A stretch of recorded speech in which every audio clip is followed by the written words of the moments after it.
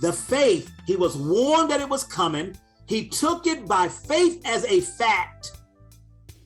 And because he believed by faith in the fact that rain was coming, he built this ark. He was divinely warned of things not yet seen, moved with godly fear, prepared an ark for the saving of his household, by which he condemned the world and became heir of the righteousness which is according to faith. It says by faith, Abraham obeyed when he was called to go out to a place which he would receive as an inheritance. And he went out not knowing where he was going. Evangelist Tyler, she may remember this.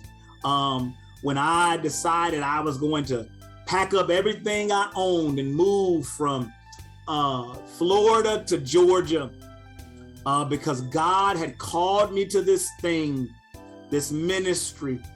And I left not even knowing where I would live. I left not even knowing where I would stay.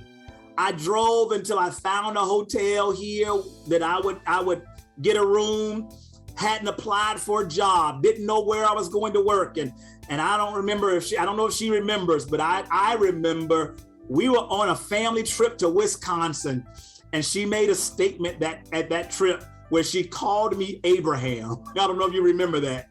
When I just stepped out on faith, not knowing where I would end up, where I would land, what was going to happen. I had moved up here to apply to go to Morehouse to college, and I hadn't even filled out an application to go to Morehouse. And I just believed God that what he was saying to me, I stepped out on faith, had not applied to Morehouse, got in Morehouse. Many people know that story. But I did it on faith. And I'm telling you, I will tell you, I'll tell that testimony one day. I've told it before. But life, because I moved by faith, didn't mean the process was easy. It was difficult.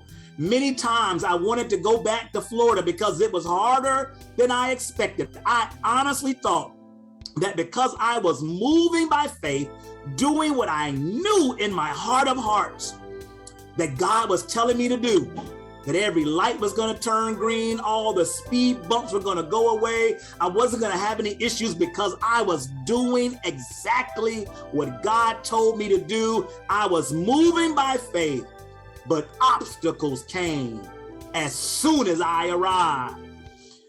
But the promise that God gives us is not that everything would be well, but that he would bring us through.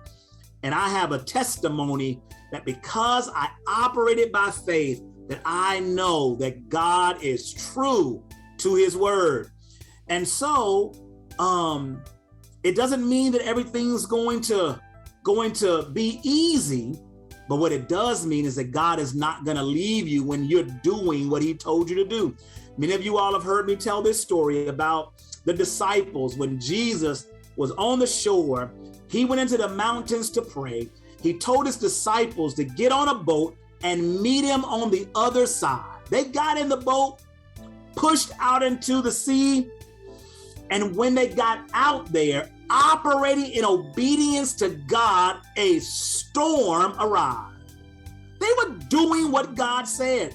They left when God told them to leave, going where God told them to go, and they found themselves in the middle of a storm. That's why I always tell people, do not let people tell you that the reason why you're going through something is because you must have done something that has God unpleased or displeased with you. They were doing what God said when he told them to do it, and they found themselves in the midst of a storm, pushed out by faith, and found themselves in the middle of a perfect storm.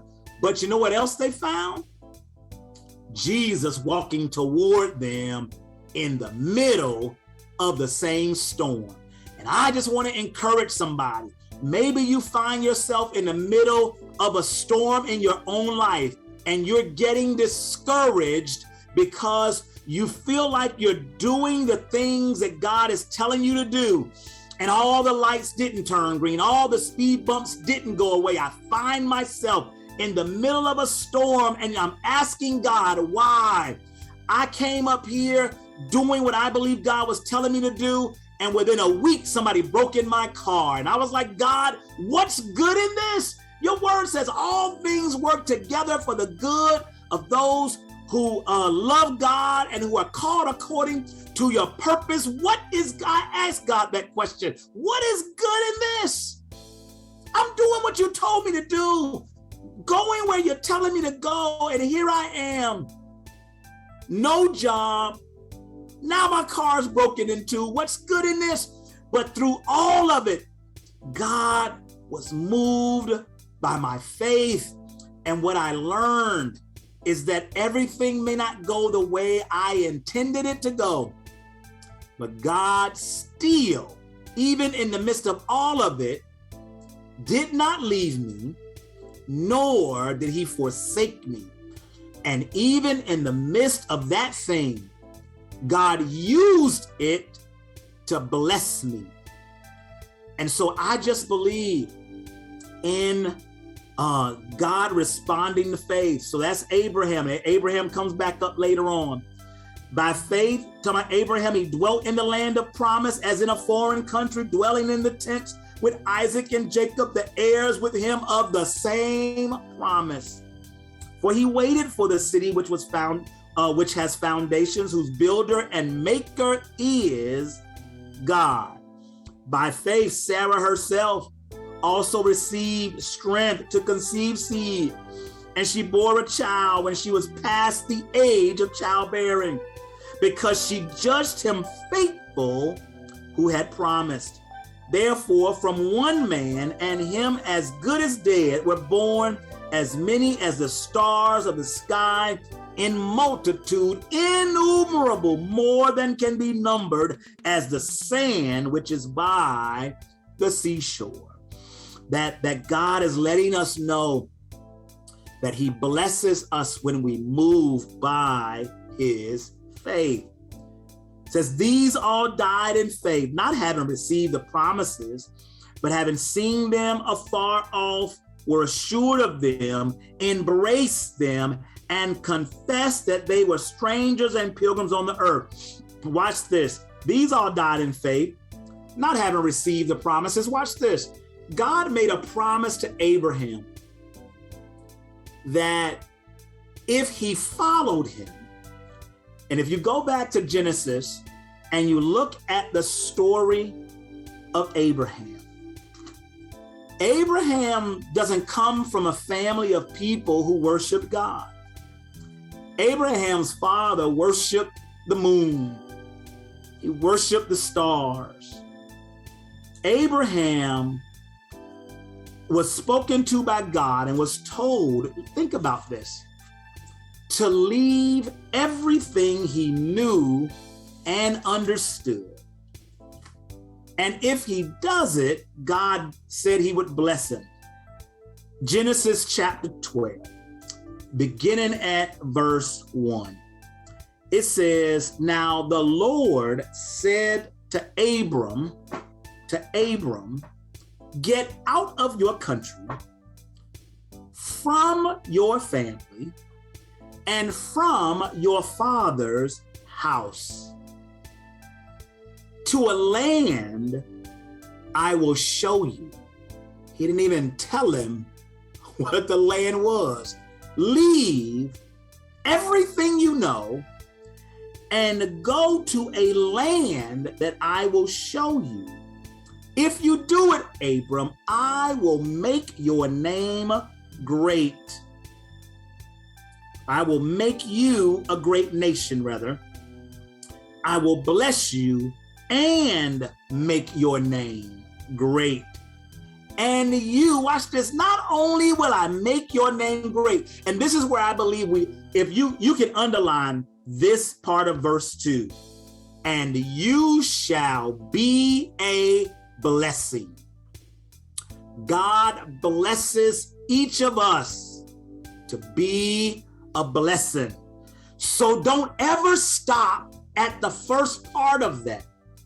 that I will make your name great. I'm going to make you a great nation. I will bless you. I will make your name great, and you shall be a blessing. Don't stop the sentence. Don't put a period at God making you great. Let the rest of that sentence finish in your life, because God is going to bless you so that you can be a blessing. He says, I will bless those who bless you. I will curse those who cursed you. And in you, all the families of the earth shall be blessed. So Abram departed. He left as the Lord spoke to him. And Lot, because of his relationship to Abram and understanding the blessings of God on Abram's life, went with him. That's a whole nother story for another day about Abram understanding it, because Abram attached himself, or because Lot attached himself to Abram, Lot would begin to experience the blessings that fell from Abram in his own life. That's why it's important to be mindful of who we connect ourselves to, and understanding that there is a blessing in connecting to people. And once you connect, and you connect to the right people, when God blesses, those blessings will fall from them onto you as well.